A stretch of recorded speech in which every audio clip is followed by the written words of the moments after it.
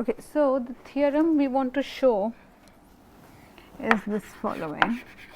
This theorem was, as I said, was originally proved by Roughgarden, but it has undergone several successive simplifications of analysis and sort of generalizations and which it actually holds true. So, the version that we will be discussing can be attributed to multiple people, but originally a result like this was actually shown as a celebrated result from in Roughgarden's thesis. Okay. So, let me just write here what the precise statement is.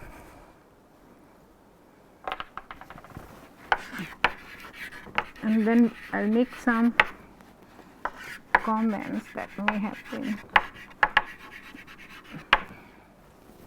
Just hold this away.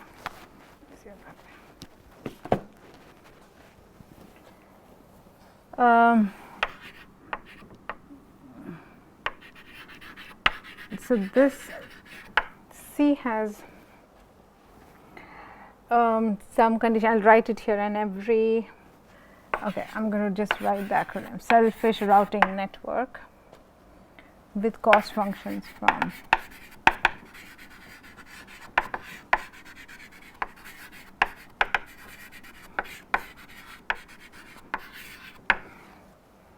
say the price of anarchy is at most lambda C, where lambda C is this quantity, it's supremum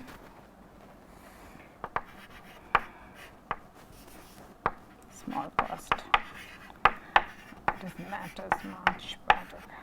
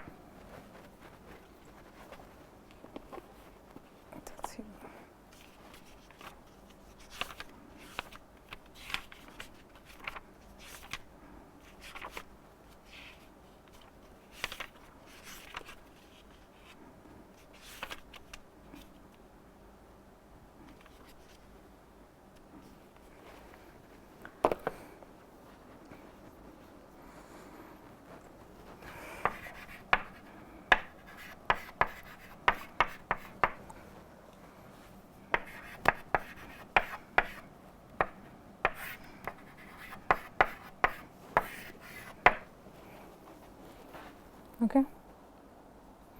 Okay. And so a Pigou network.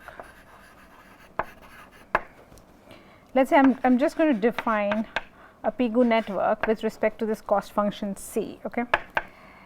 And I'm going to,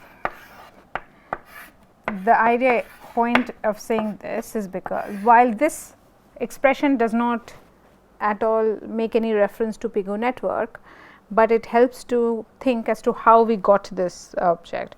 Basically, is an expression that we closely sort of associate with the price of anarchy expression related to the Pigou-like network, where the cost function here is this C of r, this value that is here. Okay, and I will say something else. Wait, and the cost function here is this. Okay. Now, yes. Okay. Yes, meaning this is the cost. This is a variable cost function. Whatever you plug in here, that's the cost function you. So I shouldn't say C of x is equal to x because this makes it linear. This C is this. This is a cost function that is derived from the class C. Okay. Yeah. So I don't want to write here equal to x. It's this. Okay. So small. These are all small c's. Okay. This is the relationship between this Pigou network with this class C. Now notice something. We are talking over here of a class C, which is, let's say, continuous, non-negative non-decreasing. Yesterday somebody asked a good question, are these all tight? This non-decreasing can be relaxed in the sense that a similar bound holds even for more general functions, okay, where you do not have non-increasing.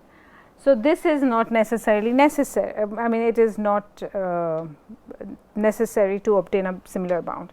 For this particular this analysis we will assume these things hold. Okay. Now, okay. So, one thing to note here is for this entire class. I have a question. Yes. So last day I asked you if I can relax any of this constraint for the function class. Yes. So you said that maybe we can relax the continuous theory. Okay, so, no, I didn't say. I was like, let's look at the proof of it. But turns out within the proof that we will see, these things will be used. But there exists also a theorem. The result, however, apply not this proof. You know, like a same theorem can have multiple proofs. This proof will use all these three, but a result holds of a similar kind for more general class of cost function, in particular the one that does not assume non-decreasingness. Okay, so like continuous, the function needs to be continuous, right? In this analysis, all three are needed. Okay, let's assume for this analysis we need all three, and then I will make some comments today or next week where we will see a more general class of functions for which also it holds. Okay? Okay. Yeah, all right. Okay, so I want to, okay, is it clear what I mean by Pigou network? So, what is R here? Its assumption is like we are trying to route R units of flow. R is some value which can change, it is also like a variable. Okay? And if I route R, if I fix R, this value, see C of R becomes a fixed constant. Okay. When I am saying that I am associating this network with to this cost function class C, I am assuming, okay, that this constant function is part of this class C. Why is that necessary? Because what we are saying is we are trying to analyze any general network structure, directed graph G. Okay, G is the graph with an S to T. This is a sort of selfish routing network here, means it is a directed graph with one source, one destination. Okay. Now, here the point is, and I am saying that this the price of anarchy in this network is at most this quantity alpha of C. Okay. And now the quantity alpha of C is well defined just by looking at this. Okay. C is some cost function in the class capital C. Okay.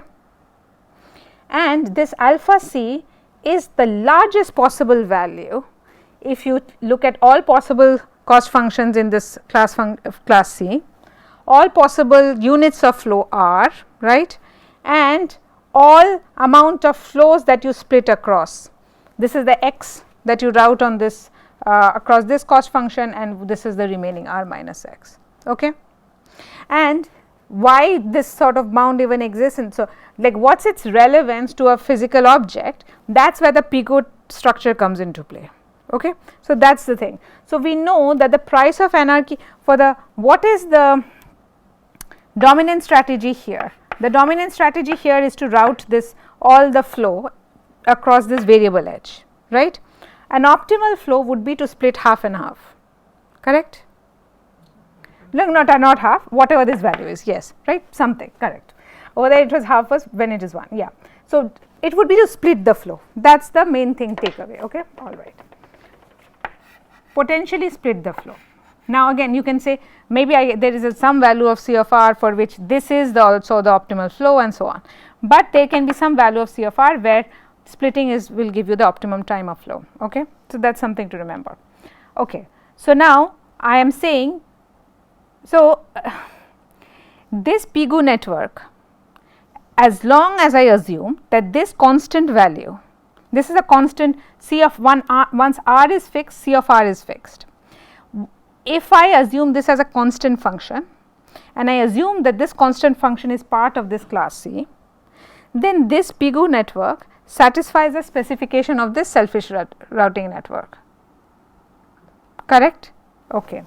So, the upshot of this statement is to say no matter how complicated your network is, the price of anarchy bound cannot be worse than what the price of anarchy bound would be for a network this is that small. It's like, okay, that's the thing.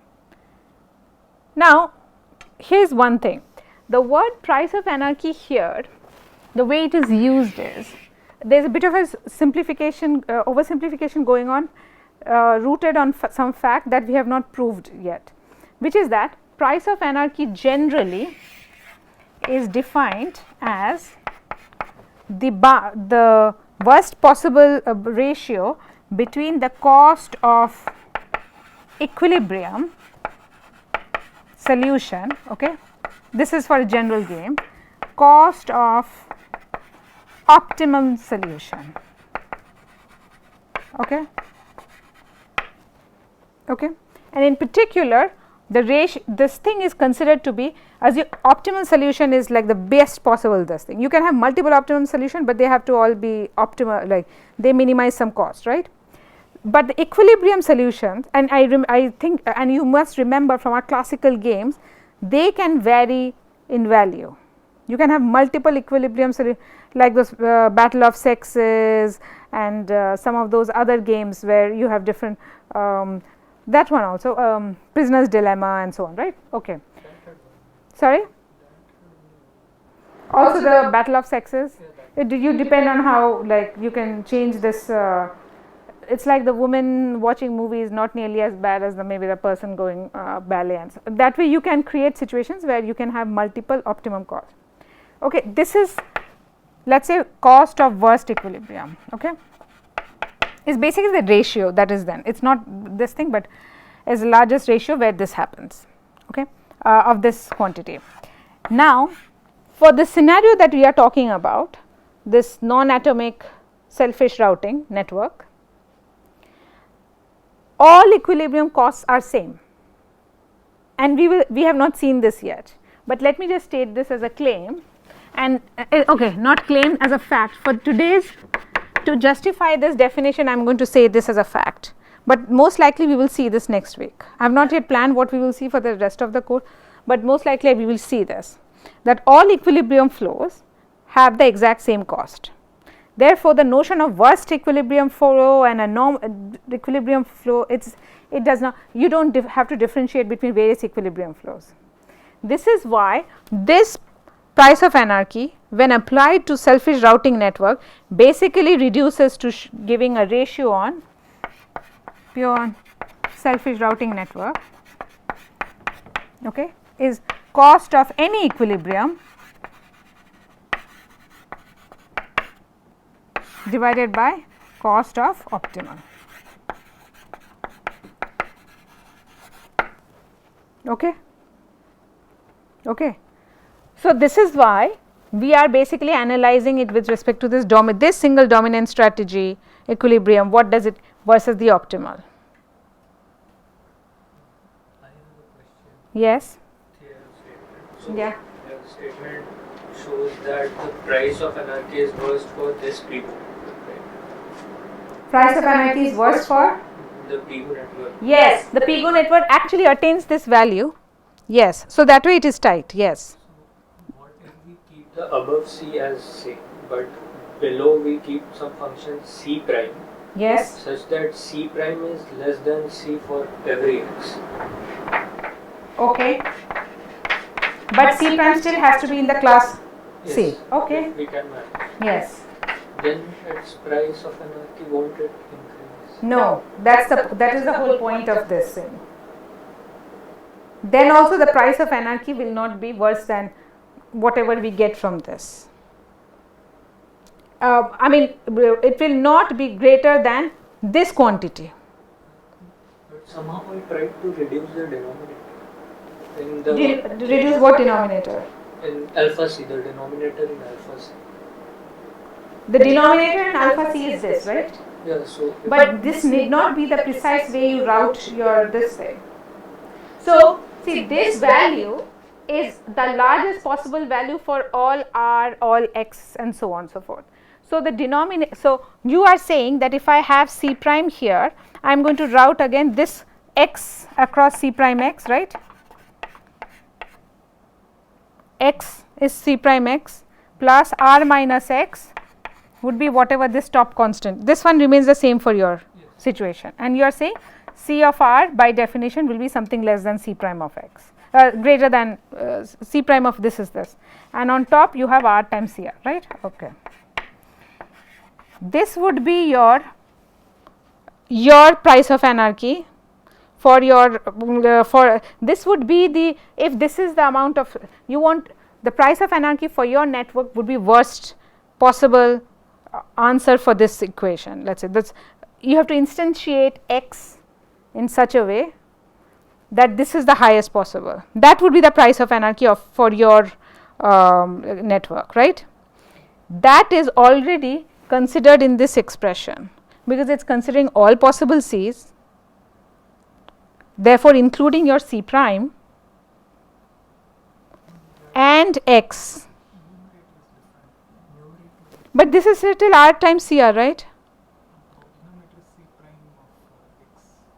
If it was supremum over all possible C1 and C2. But this, there will be a version, there will be this expression is at least whatever expression you get by replacing this C by C prime x. Okay, that will reduce. Yes. See, this is supremum of all cost functions in C, including the C prime that he has. All possible units of flow are all possible splits I can consider. Yes. For the C prime that he has, the term will be R C prime R by X C prime X plus. Is this expression correct? First tell me, am I understanding this correctly? The numerator remains, okay, no, first and foremost let us think. In your question, denominator represents the optimal flow. The optimal flow is always try to route something across both the edges and see whichever gives you the best bound. That is in the denominator. The best bound means like this ratio is as large as possible, correct? And the top is r times CR, that is the dominant strategy telling you route everything through this should be, oh I see. So, Sanjay, you are saying this is r times C prime r, right? We are considering the above, but in the network that he constructed, it will be R times C as well. Wait, okay, sorry. Tell me what we write here on top. CR. Is this the same CR as this one? Okay. And what is this? C prime x. C prime x. Okay. So now I say that we route some x units here and r minus x units here. So the optimum cost would be infimum of x such that x times C prime of x plus r minus x C of r. This would be the optimum cost.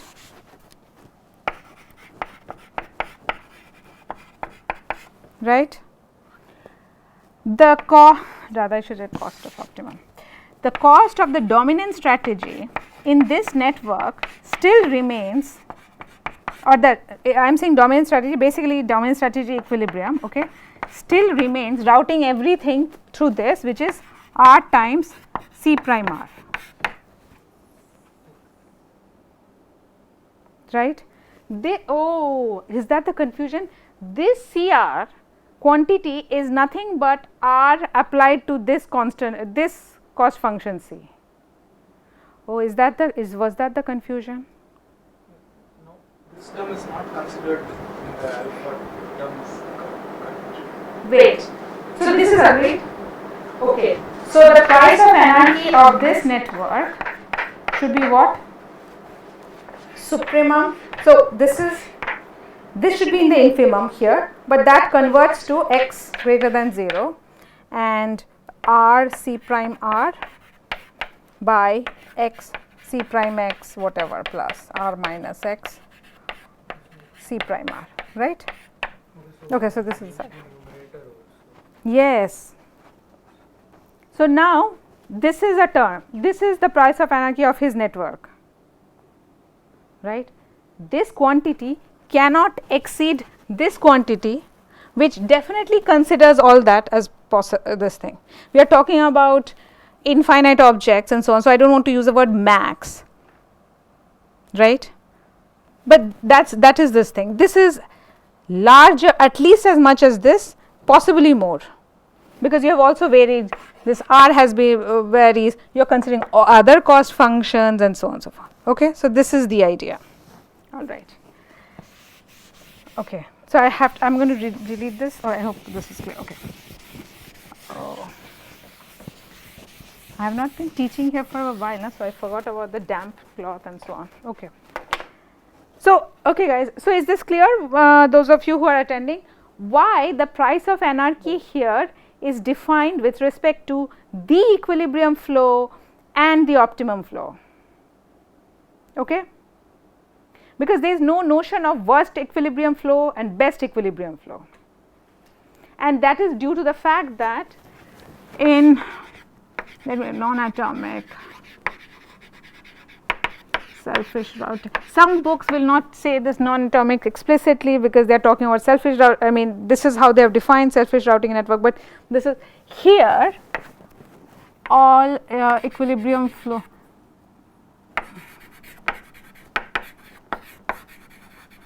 have same cost. This is not saying that there is a unique equilibrium flow.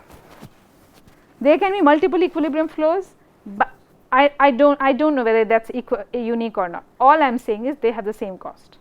Okay, all right. This is a fact, and now that I have made so much of it, we'll see this next week. Okay, all right. So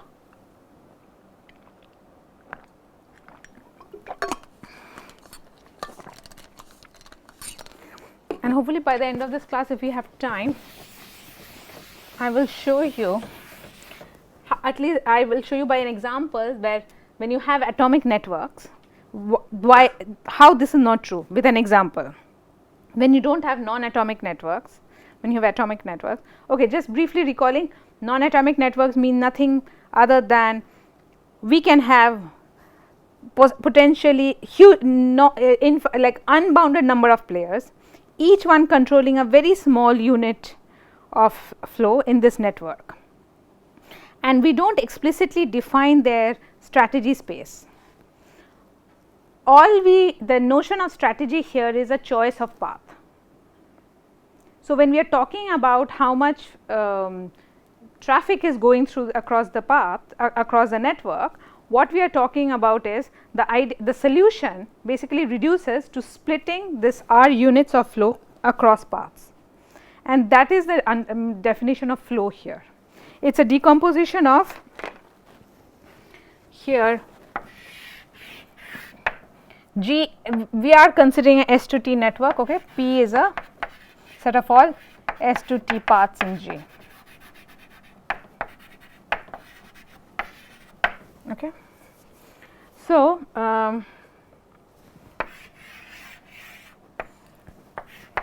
flow F in J is some value such that, just fill in the blanks, we went over this, P equal to R, okay,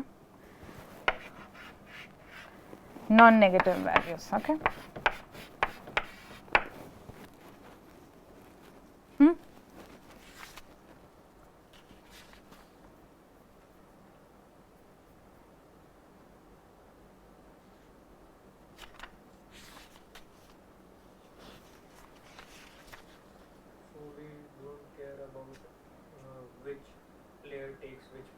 As long as the ratio is maintained, that x player should take one path and r minus x should take the other path. say that again? So we don't care about which person takes which path as long as the ratio is maintained. That x takes one path and r minus x many players take the other path. See, in a general network G, we don't have such a simplistic scenario. So I'll draw a graph here, and we'll say flow f in G is think of it as a vector, okay? F of p1, okay, non-negative vectors, okay, such that the summation of the coordinates is equal to r. Okay, that's one thing. Okay, so we can think of any. Let me just draw some examples here. Like I'll just draw this and keep it here, and then maybe we'll come back and illustrate our point here. Okay, so this is that brace type network. So let's say this is x. Doesn't matter, which is. I'm not going to draw the superhighway right now. Okay, in this is there are two S2T paths. If we have a network like this thing, then you have three S2T paths. Okay, Satyam, and all we are saying is tell me how much units of flow you will route across each path. The constraint is this is this notion of conservation of flow. It's like you sent r units of flow. They are the only one that are traveling across the paths.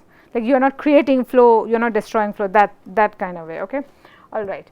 Now the main thing here to remember is this thing that we talked about yesterday, spent fair amount of time, like how do we assess the cost, because these are the cost functions on the edges.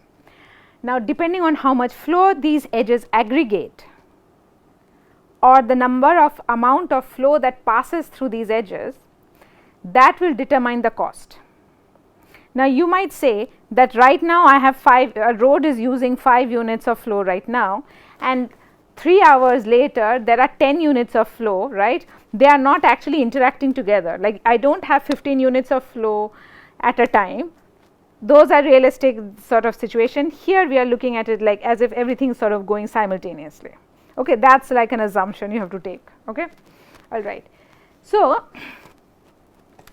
those sorts of types of networks are like evolving scenarios, like at different time of the different things happen. There are much more complex games and so on, and people have studied in some form or fashion. So here, okay, so the cost is, what was the cost of a flow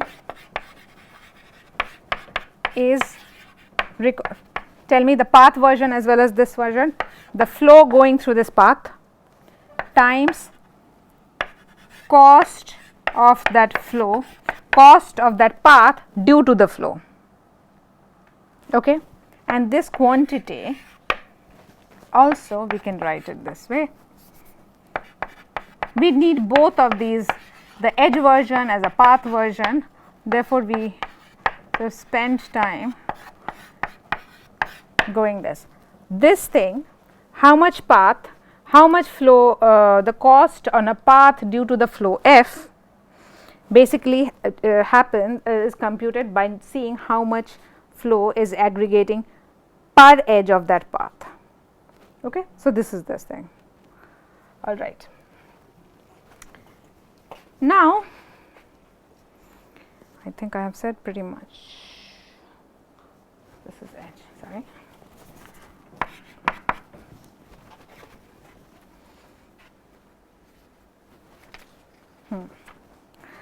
All right. So unless you all have any questions, I am just going to Just to clarify, FE is sum over all paths going through HE. So okay, yes, of course. Yes, that's the aggregation, this idea. All paths in P such that E is used in P, and then what should you say? Sorry, F of E. How do I write this?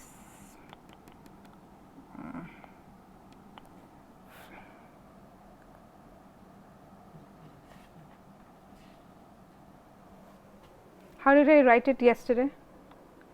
Just the quantity f of e.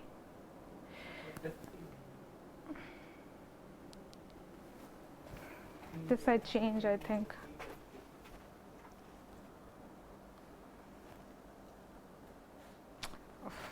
Yes, of course, of course, of course. Yes, right. This is the point that I think Sohama asked and others asked. So the point is this thing that you are, if suppose you route, I'll just repeat this again because this is sort of important. If you decide to route, say 50% flow via this, 50% flow via this, okay. This 50, this is a bad, okay. Suppose you have 50 here, okay, and 50 here, as if this edge is not at all being used. 50 here and 50 here. This edge, each of these edges sees that FP amount of stuff flowing through because they are part of P. This edge happens to be part of two paths, so it sees the share due to this path as well as this path. So if this were not 50 and this thing, if I take a more bias, let's say 30 and 70, right, this will basically aggregate 100. Yes, more interestingly, suppose this is 70, this is 30, and of the 70, 20 goes through here and the rest 50 flows through here, then this will aggregate 50 plus 30. Okay, this is the way, and this one flows through 20, it's not seen by anybody else. Okay, so this is the way. Okay, yeah, of course. Sorry. Okay, and there was something I was thinking right before you guys asked a question, which was like, okay, so this particular proof would involve us to do a bit of a thought experiment as to what, okay, but we'll walk through this and see what goes on. Okay, so now let's go back to this. Okay, the point is we are trying to prove the, yeah, I wanted to rewrite this, cost of equilibrium flow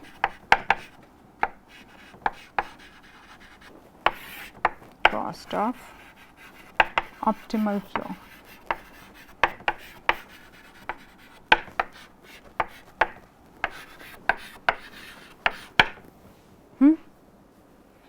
So because of that caveat, we are saying this.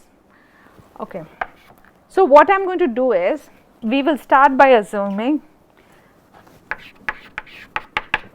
let F star be optimal flow and F be equilibrium flow. Now, the way we define equilibrium flow for any network, okay, so over here we were only by default talking about equilibrium flow as the as if it's one and the same as the dominant strategy flow, right, not this network, this network. A dominant strategy exists here, but if I remove this edge, does a dominant strategy exist here? No, it's only the existence of this edge that brings back a dominant strategy, which is to use this middle thing. A Bayes network without that superhighway does not have a dominant strategy, right? Okay, but how are both the paths? Okay, you are saying there is no incentive to change. right. Okay, so there is a, okay. But is it dominant strategy if others, yes, the same logic applies. So the point is, if others are not, if I am not splitting, if we are not splitting flow 50-50, are both paths same? For me, logic of taking this was, I gain nothing in over here. I was taking this, the variable thing, because at the worst case, if everybody comes into this path, I am going to end up taking the same amount of time as that constant edge, right? But if I take this, for the same logic, if I start with this, which is a variable thing, I will end up on this this constant edge, right? So you're telling if one of the paths is is chosen by less, answer a profile where one path is chosen by less than 50% of the person in the other half comes to this side. Yes, they have a better thing, right? Yeah. So that's what I mean by this. Yeah. Then it means no dominance. 50% going up and 50% going down, isn't that a dominance? Yes, meaning that is the optimum strategy, but it's not a dominant strategy because it depends. What I should do depends on what others are doing. That's why. Okay, because that's the definition of dominant strategy. Like regardless of what others are doing, this is the best response for me. Okay, all right. So here, the point of saying this is the way we define the equilibrium flow is kind of important here. Okay, it's not. So I had asked you all to tell me what do you think is a reasonable definition of equilibrium flow. I think one can argue that an equilibrium flow can be defined as follows: that F is equilibrium flow if f of p hat is greater than 0 only when this edge, this path p hat is the sort of shortest travel time path. Okay. F of p, C of p of this. This is but nothing but this equation, this one, right? Cost of flow. So basically, p hat is a path which minimizes the total travel time. So probably worth repeating, the way I route flow decides how the load is on any edge and any path. Some of these, so among all the possible ways I can route the flow, there are some paths that have the shortest travel time. Equilibrium flow is a flow which only sends flow across those edges.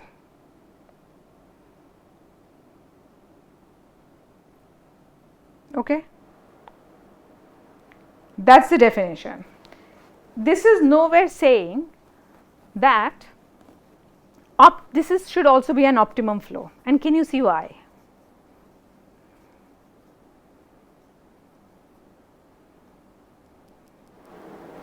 This is across the bottleneck.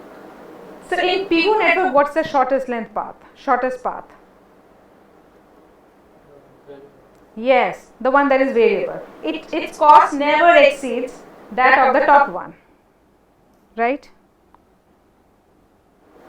But obviously, optimum flow is not sending everything down here. It would be to split.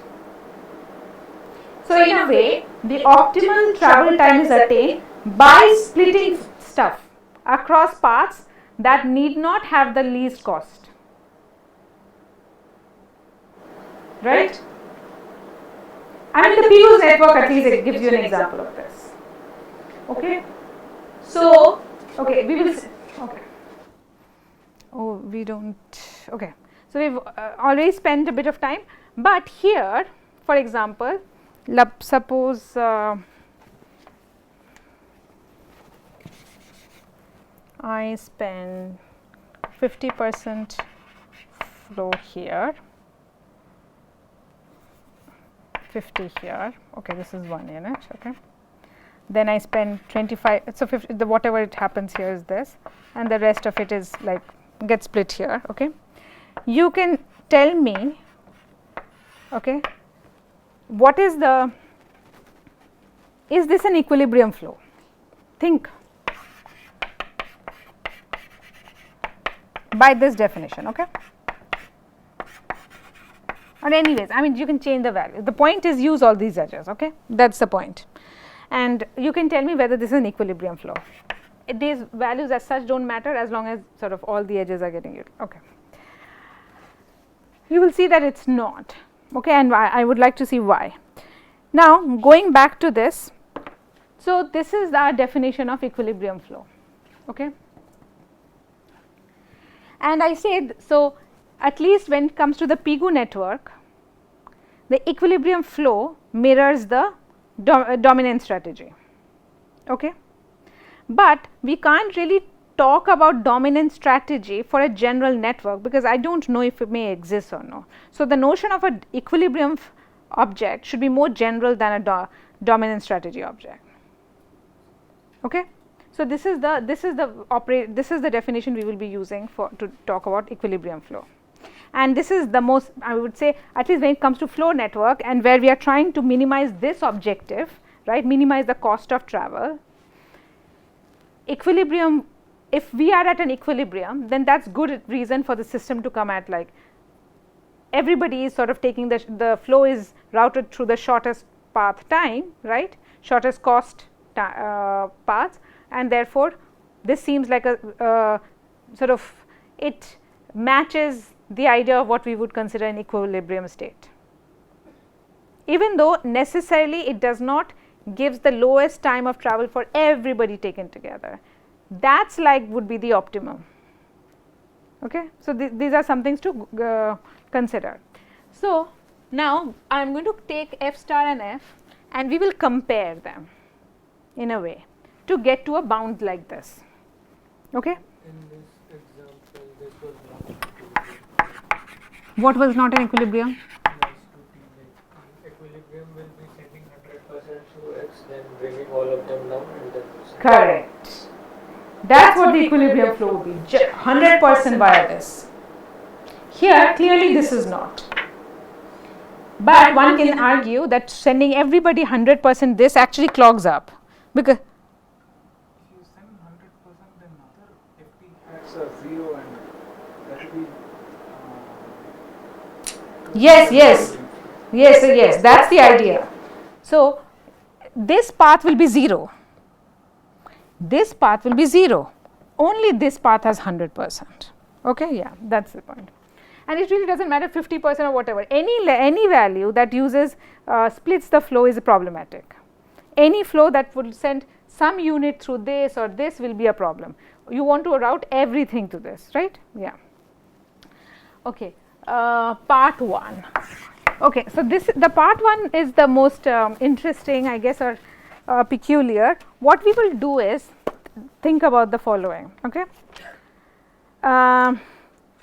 if we know we are dealing with cost depending on load, but some yes. So FP hat greater than 0 only when it is an odd min. So if the other FPs are 0, then the odd min is also 0.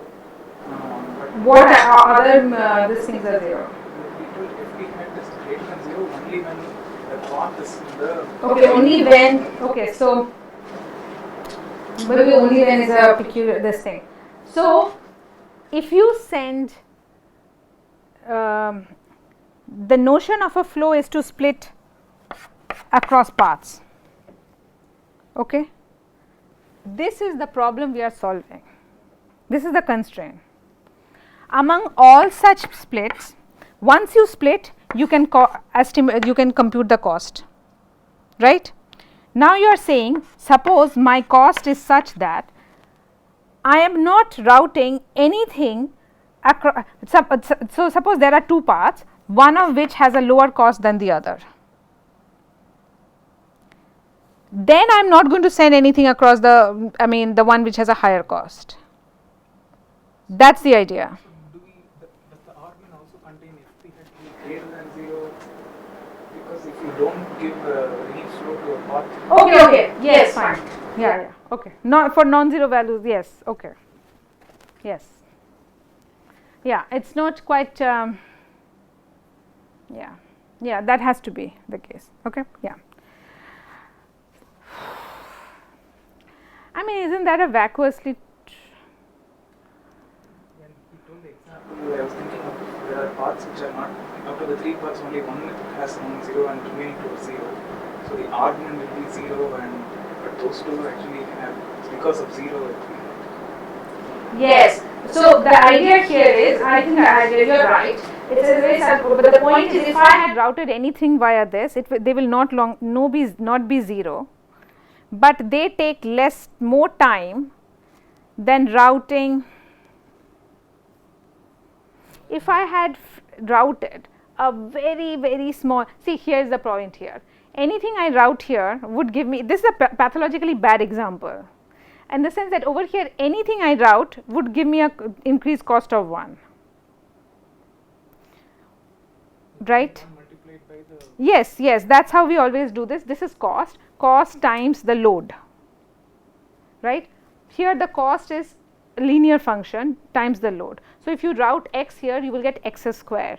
You whatever you route, you will get the square about this, right. This is the thing, right.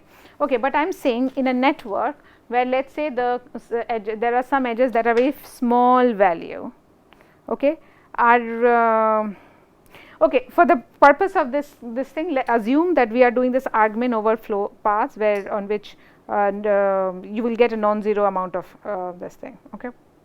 But I think there is a bit of a subtlety going on here, and we can discuss this offline, else we will not get done. Okay. Part 1. So, the point here is this: if the costs were not variable and dependent on the load, but if they were somehow fixed to the equilibrium cost,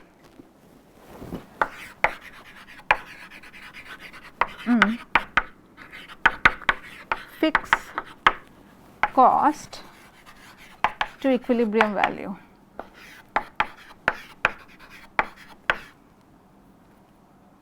Sorry, CA.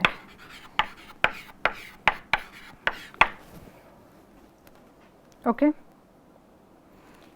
If this were the case, then we know, can you give me what is an optimal flow now?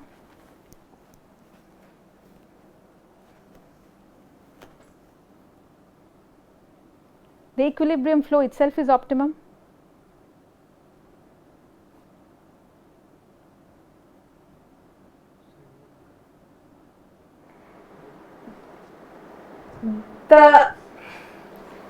We will see a bit of algebraic way of showing this, but it's this mental picture. This is like a thought experiment. This should be this should be clear.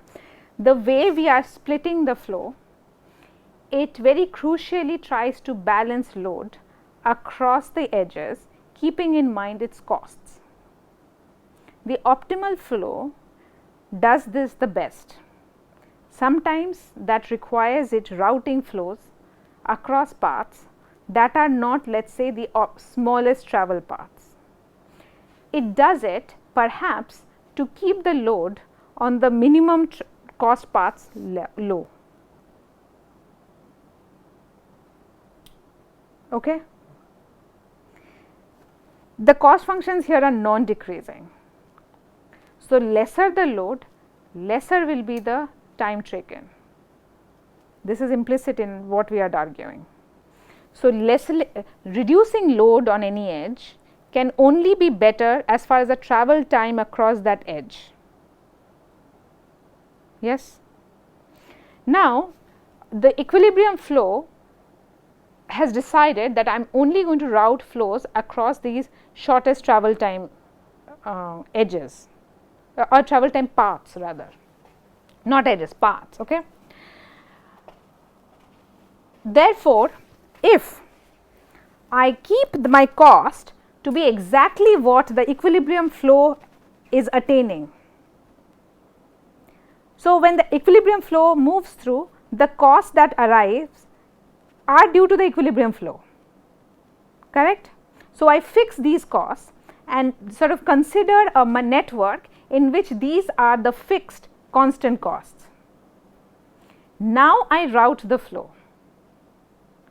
The equilibrium flow is also an optimum flow now. There might be other flows, other optimum flow, but the equilibrium flow definitely is an optimum flow. Okay.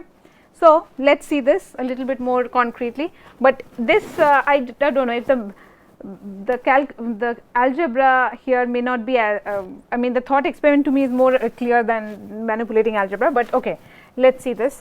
So, cost of f is nothing but f of p times c of p of f, right. Okay. This c of p of f is by definition, because p f is equilibrium. Okay, this is something note here the amount of flow that is flowing through any path via an equilibrium, sorry, now when I was writing this makes sense.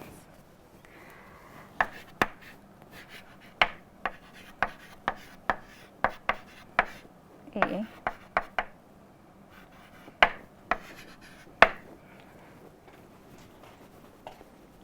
now that question does not arise, right? Yeah, sorry. Yes. Okay. This is how we define the equilibrium flow. Okay. You are sending the choice of paths. This is the, I mean, I was saying this, I don't know why I wrote it this way, then got confused while answering. Okay. So, the choice of flows across paths induces some cost, and you are basically aggregating the total cost across those edges that appear in the path. Okay. So, that is the equilibrium flow. Now, is it clear that this quantity will be the same for all equilibrium paths? So, the equilibrium path, the paths through which the equilibrium flow routes is one which minimizes this quantity. You can only have a unique minimum, right? So, all paths that the equilibrium flow uses must have the same common value. I am not saying that C, E, F, E, these things are valid, but the two taken together they have to be of the same value. You can have multiple paths that are used in the equilibrium flow, but each flow is a minimum cost path, right. So, they have to have the same common value.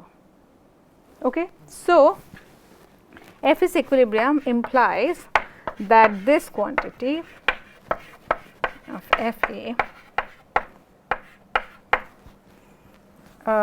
is equal to L, where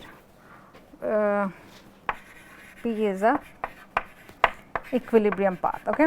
Equilibrium path is a shorthand for path that this thing uses. If it is not an equilibrium path, it is 0, correct. Okay. So, this is the value. So, I am just aggregating this total cost of the equilibrium path equilibrium flow. So, using this thing I can say all these CPF values, this is nothing but that, right, Cp of this thing, they are all exactly equal to L.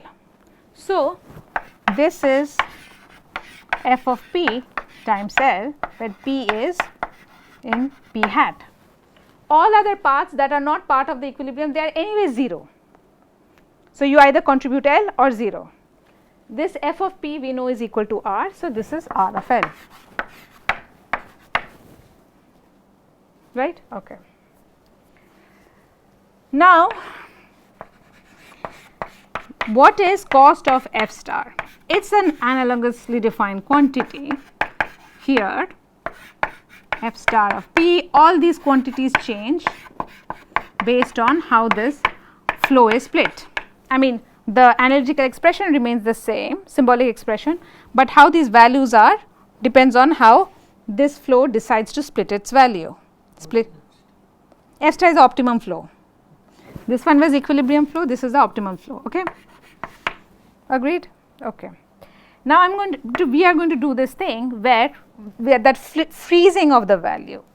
I am going to route the same unit of flow through the same choice of paths that optimum did, but now instead of this I am going to change cost to equilibrium path cost, or rather equilibrium flow cost. Okay. So, then we get this expression. This is not equal, by the way. We get this expression, let us say.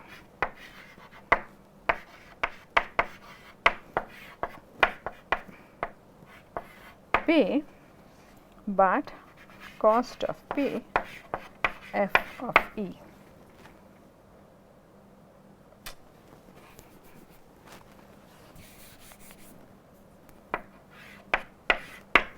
Maybe it would have been better to have unraveled this entirely, but okay. Okay.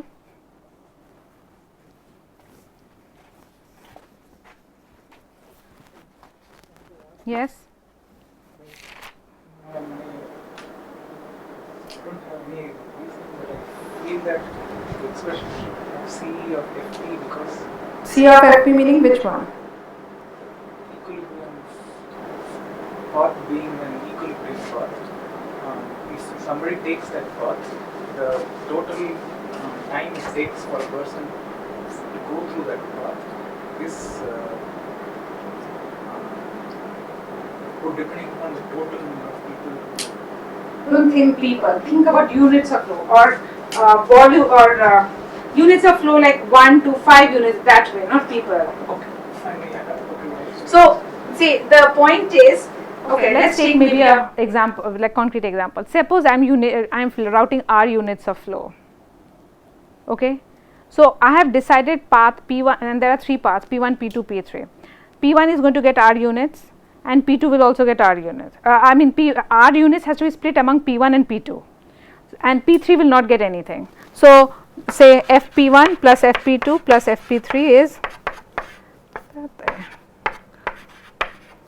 yeah, it takes times, I agree, 2 and 3. Okay, this is 0. This is a valid split. The point is, once I have decided how the split P1 is P2 is going to be, I can now in this quantity induces a cost on these edges, right? If I change this value, this cost changes if it's a variable cost edge.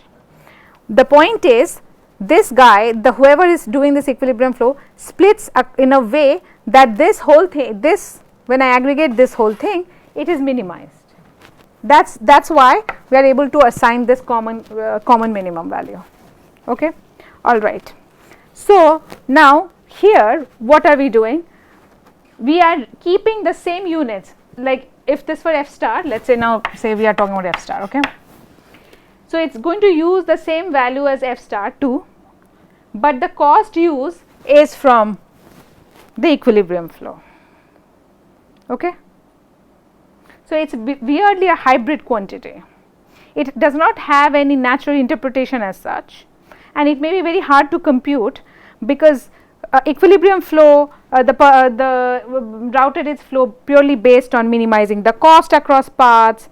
The optimal flow took a more global sort of perspective of minimizing total cost and so on and so forth, right? So it's hard to say when I just mix and match these two things what actually it gives. I don't know, but we can lower bound it. And can you tell me how to lower bound this in terms of R and L? See, this constraint summation of f star p still remains R. It's the that is like a flow is a flow only if it adds up. But this quantity I don't know. This quantity was equal to L only when the right amount of equilibrium amount of flow was routed through those paths. Now I am routing a different units of flow based on what optimum is doing, but I have held constant. But the cost is as if I am incurring from the equilibrium flow. The value cannot be less than L. It is L or at least greater than L. The cost of these paths. It cannot be strictly less. It cannot be strictly less than L. L was precisely like it's almost customized to work with the equilibrium flow's choice of values.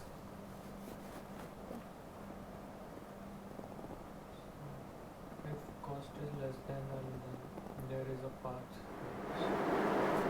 Cost less than equilibrium. If the cost is actually strictly less than L, right, the equilibrium flow should have routed that much unit, like f star p amount of unit of flow across that, and that would have given a contradiction to the definition of L. If this was strictly, if the cost was actually strictly less than L, if Cp of f is actually now less than L, how do I say this? So I am sending f star, just look at this term here, okay. this is saying you are sending f star p units of flow and the cost you are incurring per path on path p is this. This is the equilibrium's cost. Equilibrium's cost were this was equal to L, the minimum possible thing, because equilibrium chose to send some f of p units. Now f star p may be sending more or less. If this cost now is actually strictly less than L, then that contradicts the definition of the equilibrium flow. Flow should have done exactly this, right? Then equilibrium flow should have also sent f star p units and incur a strictly less than L cost. I know it's a bit weird, but I don't know how else to explain this. But okay, Sanjay, ask questions. If it is less than L, then it should only be non-zero. Need not be P star for Say that again. it is strictly less than L. I am just talking about this quantity being, and I want to claim this is the case. Okay. Yeah. Now you say. Suppose this is strictly less than L. Yeah. This thing.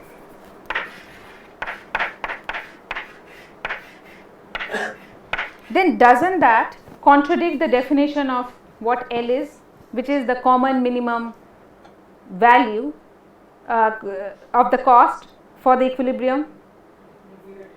FP is 0. If Fp is 0, then the whole thing is 0. That's okay. F star P is non-zero. Okay, yeah. F star P is non-zero and this is Fp, don't say Fp. Okay, yes. Okay, so wait, F star P is not 0, F of P is 0. Yes, that is exactly the point. It would mean that the reason why, so F of P is 0 could be could be because this equilibrium flow did not send. Okay, there could be multiple reasons why F of P is 0. One could be that the cost along, if it had routed some flow here, the cost along this path would not be the minimum, would be the minimum, right? So that's one of the reasons why the F of P has been held to be 0. Now, if there exists, so now let's consider the case that F of P, there exists an equilibrium flow where P gets a non-zero value. There can be multiple equilibrium flows, right? So in this particular case, so there are two ways when F of P is actually the flow across a path P is 0.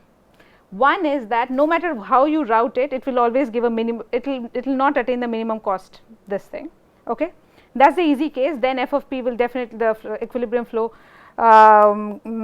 across this path will always be 0 and so on and so forth. The other case is, in this equilibrium flow, this path is not utilized, but there might be other equilibrium flows where P does get some flow, but that is only because P attains the minimum cost, right. So then the point is, there exists some equilibrium flow where P gets a non-zero value.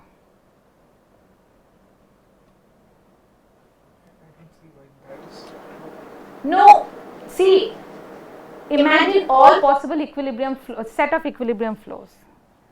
Each one only uses the minimum cost path. If there are multiple potential minimum cost paths, but not to use, they may not be used simultaneously, right? But each, whatever it is, the common minimum is always L. Moreover, what I am saying is the L value is attained based on how it is splitting the flow, F of P, and how that F of P induces a flow on each of the edges and how the costs add up, right.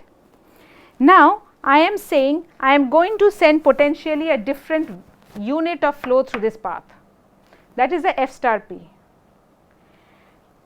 This value now Cp of f, when it is using the whole thing, it would be at least this much, because if there is some value, some unit, total f of p is always going to be f star of p is always going to be equal to r, because of the definition.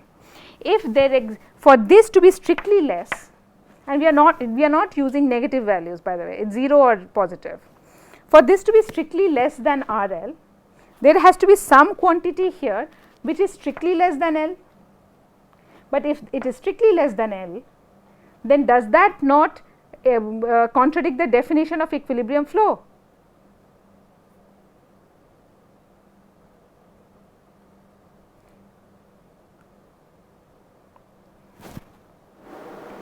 If it is strictly less than L, if L is still something that is greater than 0. Yes.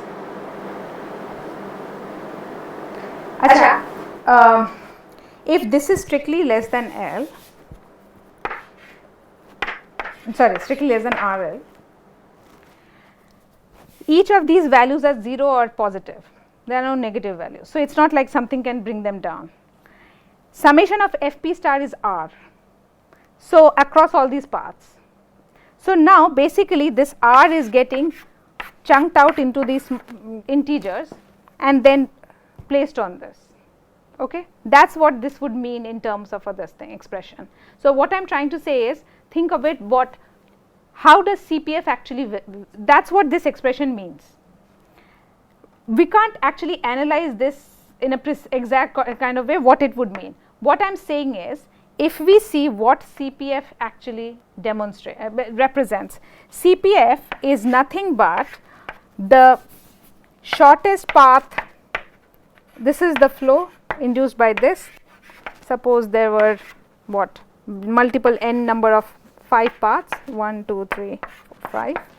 Over here this is 1, 2, 3, and these are all empty.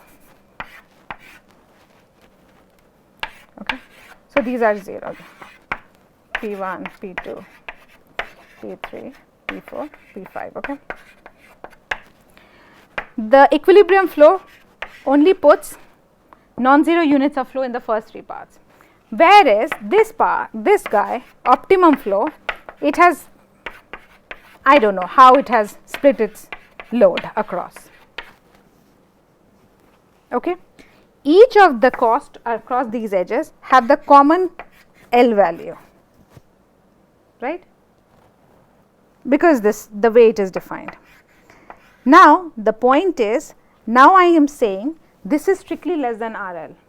Each of these units add up to R, because f star p has to be R. So, if this is strictly less than RL, somewhere here it must have been much. Okay. So, you are saying, suppose this is not 0, correct? You are saying this is not 0, this was 0, this is 0, you are saying. So, this over here it is aggregating this 5 units by basically whatever the L plus L. So, it is like 2, what was R? R was equal to 5, right. So, let us say 2, 1, 2, this is how it is, 2, 1, 2.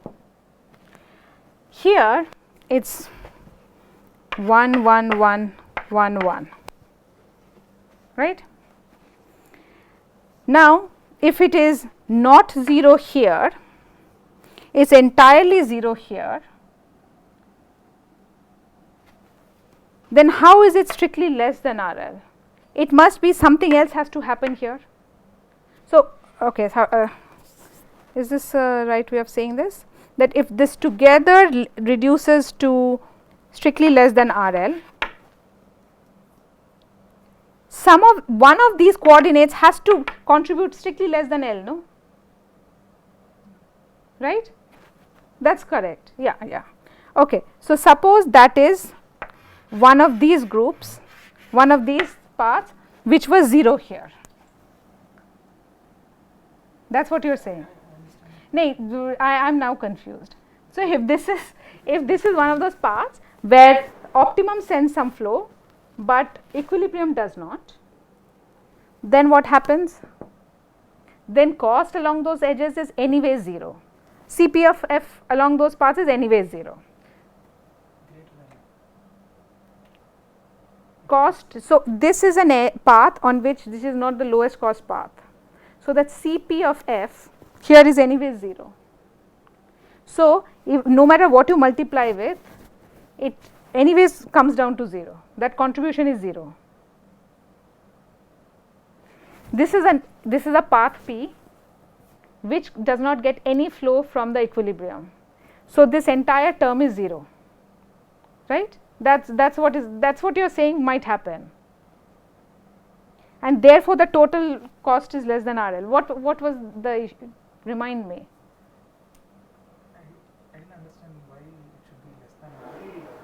Now that you say if it is less than RL, then there is one part for which the cost is less than capital F. Yes. And such a part being the odd min and Yes. even And L should not then be the yes, that is the general idea. But in this example, something weird is happening. What's happening? I am confused now. So this is 0. So here, no matter, so Cp of this path is 0, no? Because no, this is a path along which the equilibrium has not sent any flow. Fp is 0 in that case, correct, but Fp star need not be 0. So that correspondingly this term, this contribution of it, which I will be multiplying F star P times Cp of F, that becomes 0. So for this whole expression to be greater than RL, it has to get enough contribution from, okay, this is, let's talk about this a little bit. This example should work out. I don't know why, what am I missing? Okay, say for this moment we say claim this. I will come back to this at the very end. I want to finish this, but sorry, say that Mohana. Cp of f may not be 0. Why? Cp of f is not 0 only when it is non-zero, only when it's the shortest path. That's the definition. F is an equilibrium flow. The only time that you have that the cost is not 0 on an equilibrium path is when the it is an smallest cost path. Okay, so this is the part.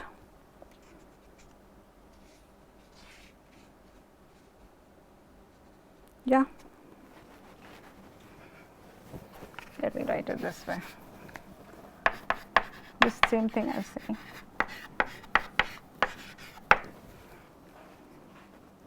Right? This has become so messy. So 5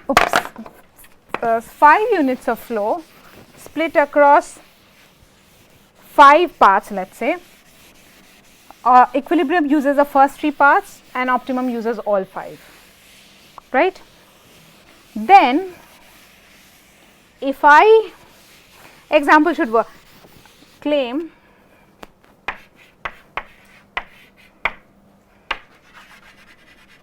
whatever I am saying in terms of an argument, that if I could reduce one of this thing, then it contradicts the definition of this. I am not able to show that in that example. If you can, please tell me, otherwise we will see it later. Okay. Okay. Okay. So this is true. Now I am just going to use this and sort of compare the two, okay, this thing and this thing. So what is happening? Cost, this can be written in terms of the edges using that additive this thing. So let me just write it, f of E times C of E of edges, not A, minus F star E C E of F A. This is simply done by replacing this quantity by this whole thing, sorry, by their summation C of f of a times Cp of f of a. See, this summation and all, it does not at all depend on precisely what values you are taking. The only thing that matters is that the flows are additive across paths and additive across edges. So, you can take this as like some value which has sort of just some value plugged in here and expand it using this this one, this definition. Okay. And similarly, this is straightforward. I just simply applied here this. Okay. So, this is greater than, this is 0,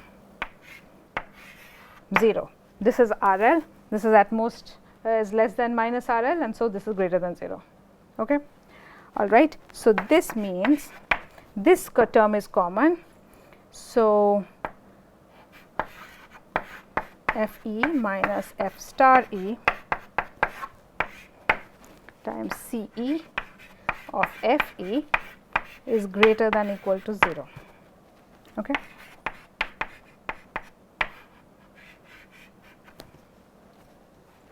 Okay. All I have done is taken C e F e as common and written F e minus F star e to be this. Is the sign okay? Yes, minus. Oh, this should be this, right? This should be less. So, what did I do? Minus RL is greater than equal to minus of F star this thing.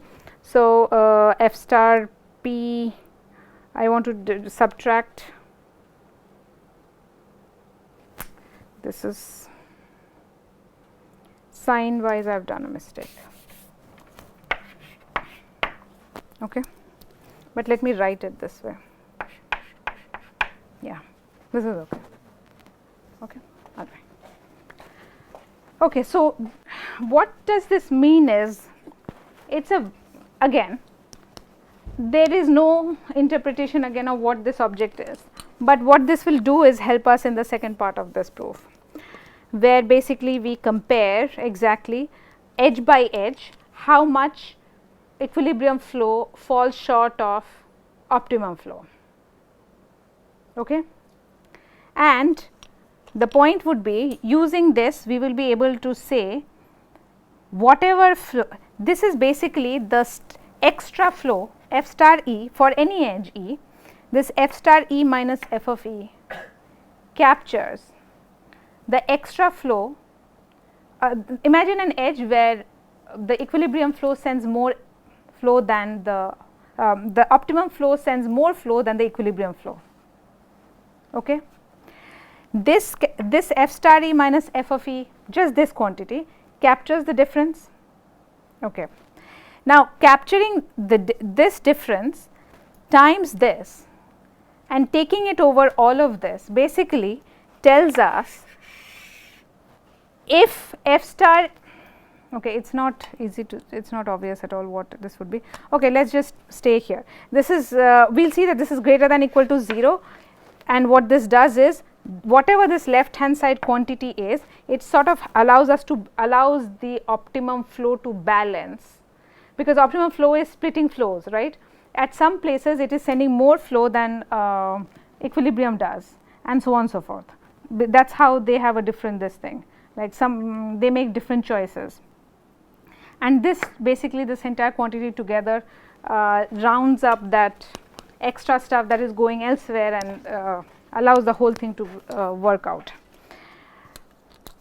There was something else I wanted to say.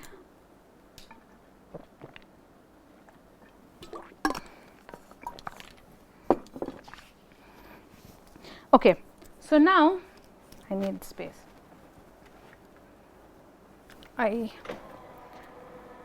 Okay, 10 minutes should be okay.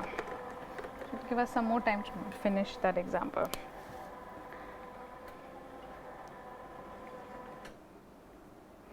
Okay, so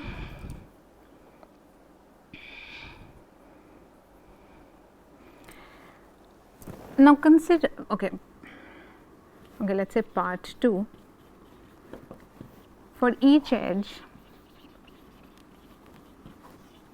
we compare, it is like, again it is a thought experiment. We look at the edge E and it is sort of treated a bit like a Pigou network, except that, so any edge, this forget, think about, this is an edge UV. Imagine you have this sort of a situation,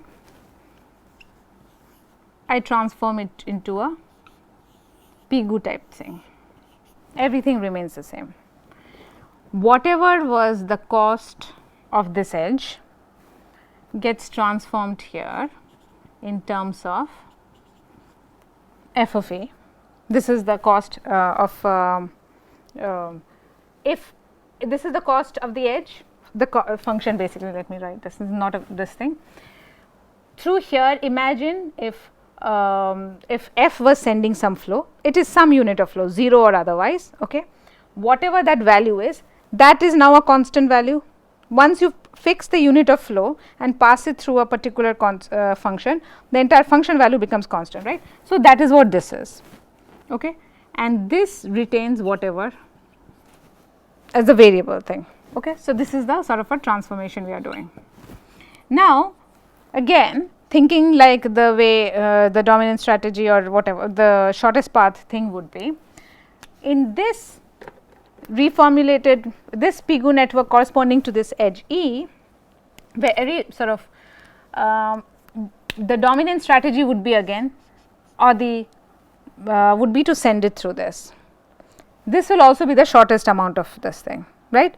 It will route all the R units of this thing and so on and so forth, okay. Not R units. Now, we are assuming that f of E units is only flowing through here. So, sending it through here is at least as good as sending through here, okay. But this would be the, let us call it, or equilibrium, and this, the optimal equilibrium might be something else. What would it do?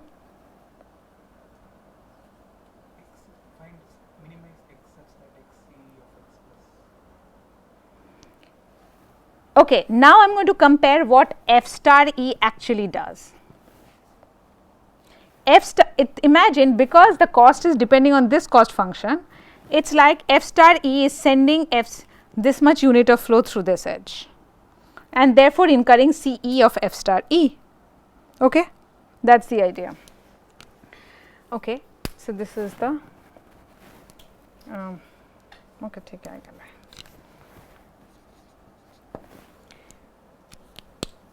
So, now if I were to analyze this as a Pigou, if this were to be actually a Pigou network, f star is sending f star E through this and routing, it is actually, there is no more unit of flow because I am sending exactly f star E through here. So, there is like there is nothing to this, okay, all right. So, now if this were to, now I consider this quantity, this now actually addresses the question that you asked once before, what happens.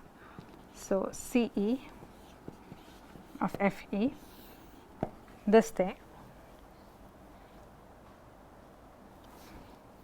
yeah, F star E times C E plus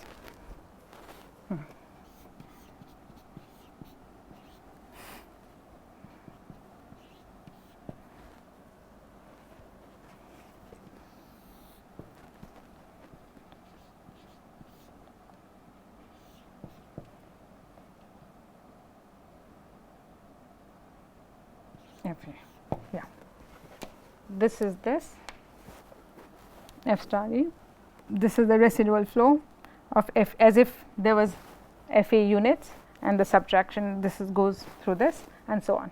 So, this is a quantity that I have defined, okay. This quantity corresponds to the situation where somebody had decided to route f of E units through this, so the top part, and split a flow of f star e through the lower part, and the rest of f e minus f star, if there are two players, let us say player 1 does this and player 2 does this, right. It only sends f star e through this lower branch and the rest of it through the upper branch. Okay. Now tell me, this quantity is also a lower, is this quantity versus this alpha c quantity, if you can see here. Okay, do we have a relationship between alpha c and this quantity?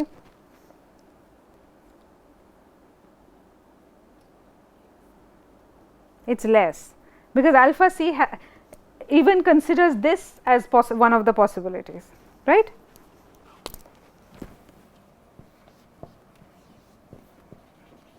This is purely by definition.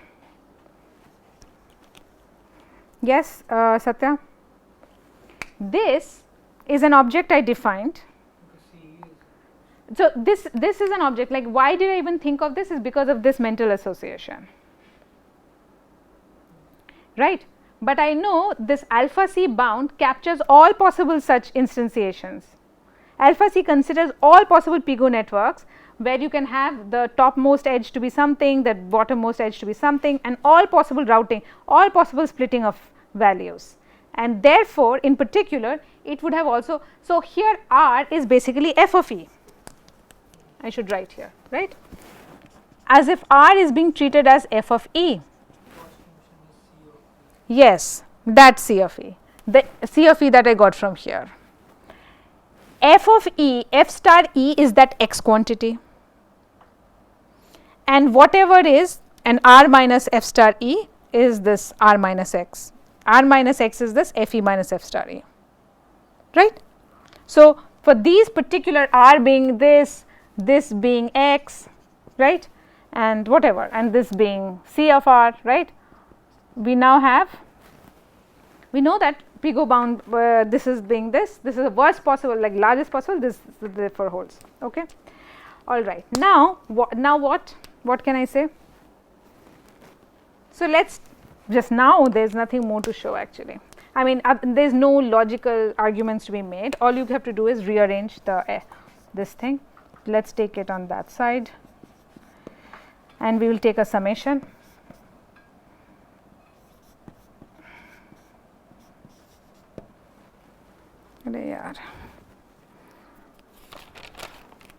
Okay, I do not have anything else to say.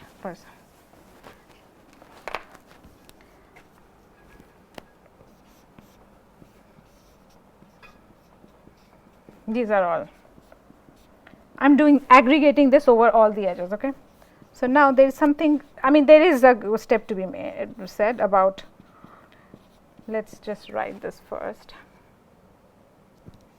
plus e. Okay, let me divide this by alpha c. Okay, it is easier this way, no? Yeah, f e minus f star e c e of f of e, right. Okay. Now, there is a c of f of e, there is a c e of f of e. I want to group them together, and I want to write it this way.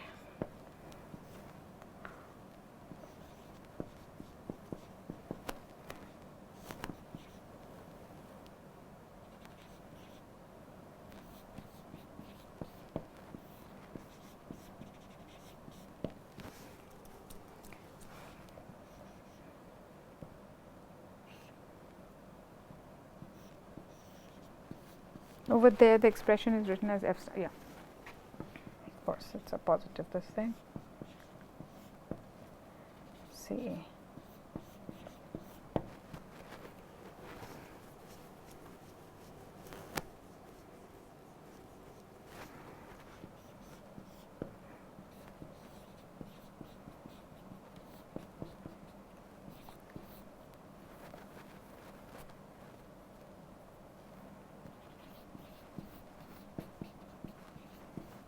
Right. This quantity, this numerator is nothing but this thing is f, the cost of C, the cost of f, right. This is alpha C, this is this quantity,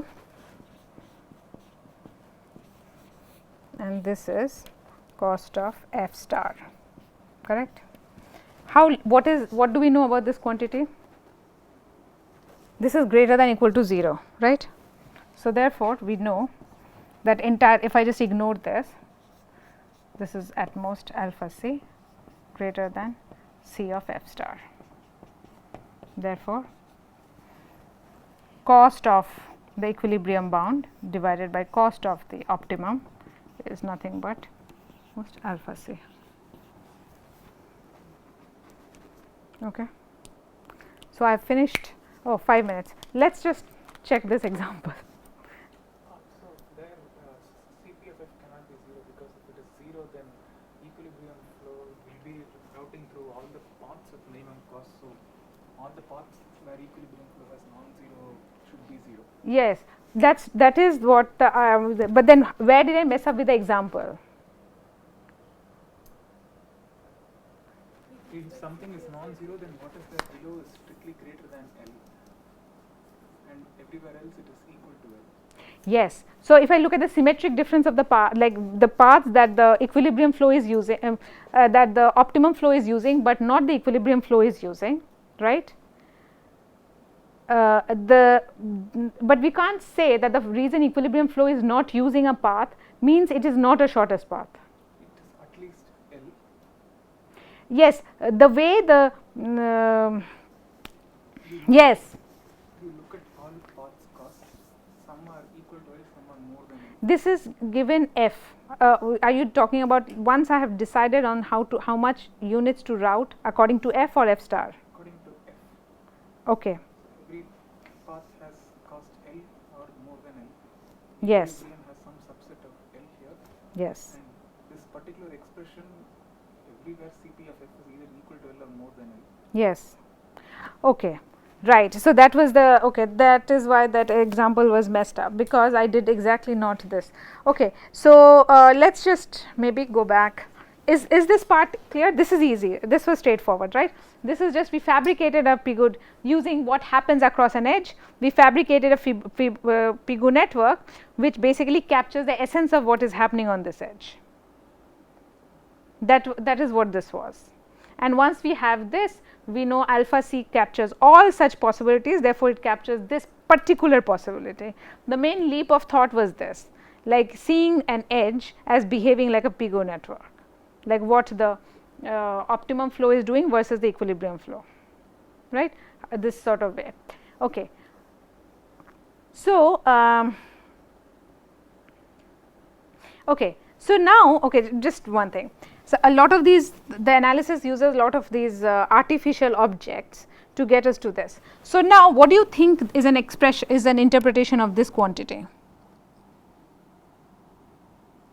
It is like the cost of the this thing, this optimum cost, and the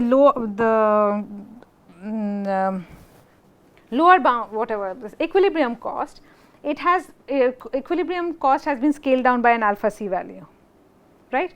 So, whatever the gap is, whatever the difference is, right, that is captured by this quantity.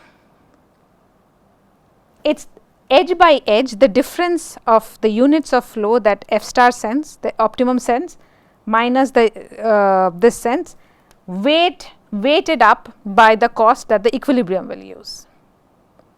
That is what this is, and that happens in this thing because of this thing, the denominator, and the denominator here is basically capturing this Pigou-like phenomena, where the optimum thing would be to send f star E along the variable cost edge, and whatever the additional this is, like edge by edge I am comparing what f of E is doing and what f of star E is doing.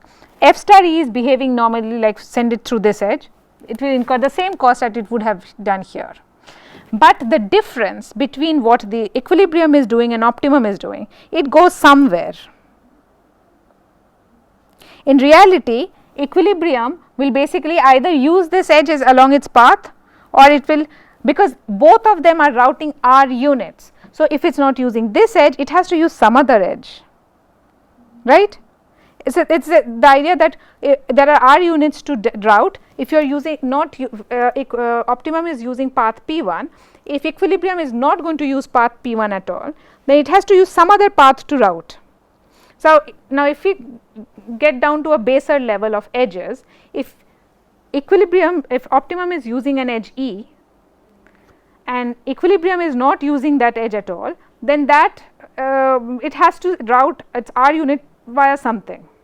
Now, suppose now we have this situation where both of them are actually using the same edge, f star is using sending f star E units of flow, and this guy is sending f of E units of flow, right. The difference has to be adjusted somewhere else. That is the idea, that suppose the ideal situation is attained by the optimum by its definition. So, we say f star E is like the way x, this thing, that right amount of this, but then equilibrium was sending f of E. So, the difference between f of E and f star E has to be the optimum itself is sending that unit via some other path, some other edge, let us say, right. So, this is how the whole thing becomes, and in this case the idea is no matter what you do elsewhere, Pigou sort of captures the worst kind of situation.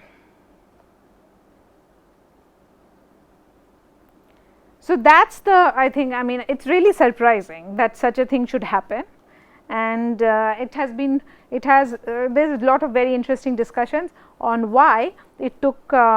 So, this proof was given in early 2000s, 2004 and around that, and it took 80 years since Pigou had his network, Braze had its parrot, and Braze was in 60s, and it took 80 plus years sort of to get to this result, right. And the idea was because people in transportation network theory and so on and so forth, people who work on those things do not look for worst case bounds, and theoretical computer scientists are uniquely trained to look for worst case bounds. So, if you are analyzing a congestion network and we have a Pigou-like network where we get 4/3 as price of anarchy, the question is how bad can it be?